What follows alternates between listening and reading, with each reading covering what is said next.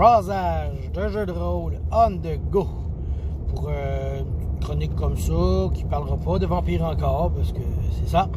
Aujourd'hui, je vais parler d'un futur rôliste, bien sûr, Azari Pelletier.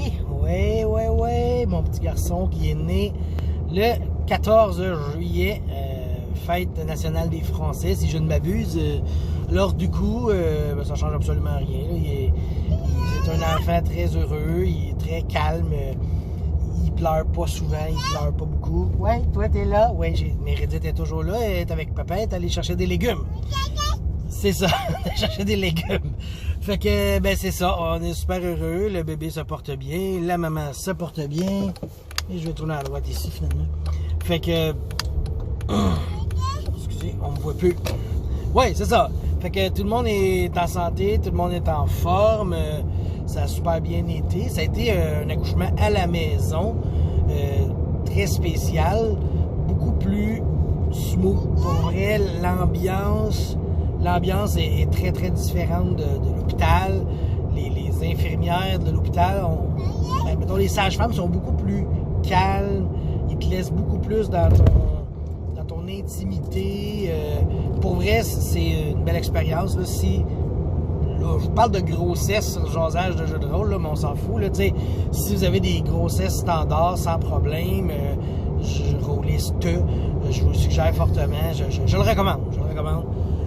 Tu accouches chez vous, après ça, t'es chez vous. T'es dans tes affaires, ton bébé naît dans tes microbes, là, qu'on peut dire, dans tes bactéries, il est chez eux, ça sent tout de suite ça. Et double chose, dans le temps de la COVID, c'est un peu de la merde d'être en dehors de chez vous. Fait que être chez nous pour ce moment-là, ça l'a rendu comme encore plus magique tant qu'à moi. Là. Pour vrai, c'est super événement dans des superbes circonstances. Fait que c'est ça. Dans quelques années, je vais lui montrer à jouer sûrement au conte de Noël. Puis un petit peu plus tard, il va aller jouer avec François Letarte à Hero Kids. Puis éventuellement, il va jouer à d'autres jeux. Puis moi, je vais lui montrer Vampire. Je vais lui montrer... Peut-être que je vais quand même lui montrer Donjons et Dragons. Parce qu'il faut quand même qu'un jeune, tu sais, il faut que ça passe par là. Il faut que ça passe par du porte-monstre-trésor. C'est important dans la vie d'un rôliste de passer par là. Après ça, tu vois une petite passe min-maxer. Ça, il va avoir ça. Ado, là, on aime ça, min-maxer, ado. Là, on veut être le plus fort, on veut pas avoir.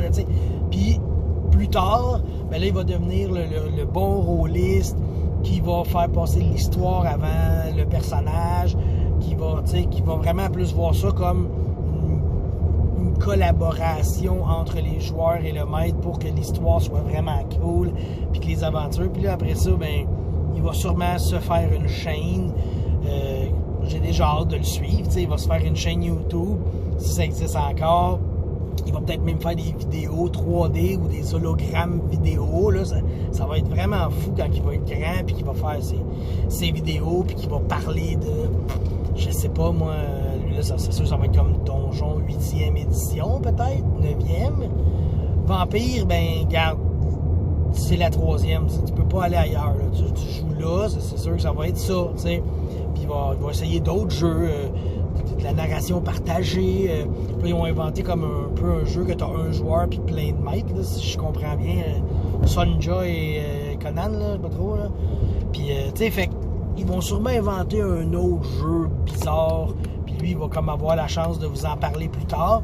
Fait que, ben moi, je vous en parlerai pas parce que je le connais pas, ce jeu-là. Mais lui, il va vous en parler quand il va voir sa chaîne. Fait que, je vous dis au revoir et merci d'avoir écouté le partage de mon bonheur avec vous. Salut!